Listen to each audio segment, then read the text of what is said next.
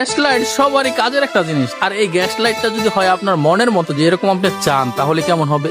শুধু এইখানে যে দেখা যান, আপনার মনের মতো যেমন চাইবেন এমনই আমার কাছে লাগে, মানে এইখানে পাইবেন গ্যাস লাইট। তো দেখেন এইখানে গ্যাস লাইট কত প্রকার আছে, এবং সবটি গ্যাস লাইট দেখার মতো, মানে দেখলে অবাক হবেন।